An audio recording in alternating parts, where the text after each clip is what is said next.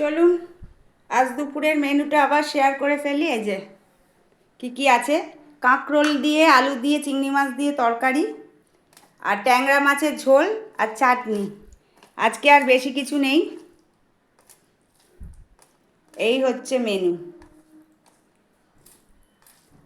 প্রত্যেক দিন আমার শ্বশুরমশাইয়ের মেনুটা শেয়ার করি। এখন দেখুন আজকে আবার 11টা বাজেনি, আমার এখনও রান্না কমপ্লিট হয়নি। খেতে বসে গেছেন উনি, ওনার ঘুম পেয়ে গেছে। স্নান করে নিলেই ওনার খেতে দিতে হয়, সে যত তাড়াতাড়ি। আজকে 10:30টায় স্নান করে নিয়েছেন, 11টা বাজেনি, বলছে খেতে দে, নাহলে আমি ঘুমিয়ে পড়বো। আর ঘুমিয়ে পড়লে তো আর খাবেন না, তাই জন্য যা রান্না হয়েছে, এখনও আমার রান্না বাকি আছে। একটু বড়া ভাজবো, কিন্তু উনি আর টাইম নেই ওনার।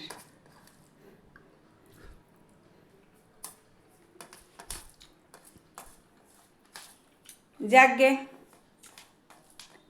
এটাই আজকে ভিডিও করলাম। ঠিক আছে রান্নাটা? বাবু, রান্না ঠিক আছে? হ্যাঁ, তরকারিটা ভালো হয়েছে? সব ঠিক আছে। সব ঠিক আছে।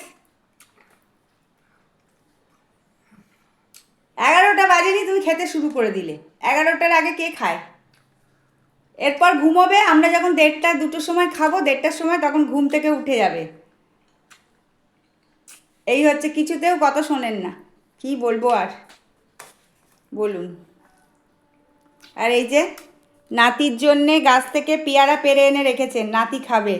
নাতি কম্পিউটারে গেছে, নাতির জন্যে রেখেছে পেরে। দাদু ঠাকুমারা দেখবেন এরকমই হয়, নাতি নাতনি বেশি প্রিয় হয়ে যায়। নিজে খাবে না, সব গাছ লাগিয়েছে, বলছে এগুলো আমার নাতি নাতনিরা খাবে। বলুন, ভাবুন শুধু।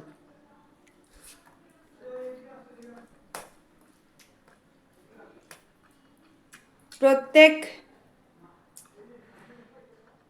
নাতি নাতনিদের জন্য সব দাদু ঠাকুমা দিদা এদের বেশি প্রাণ কাঁদে। কিছু বলা যাবে না, মারা যাবে না, বকা যাবে না, জানেন তো, এরকম অবস্থা।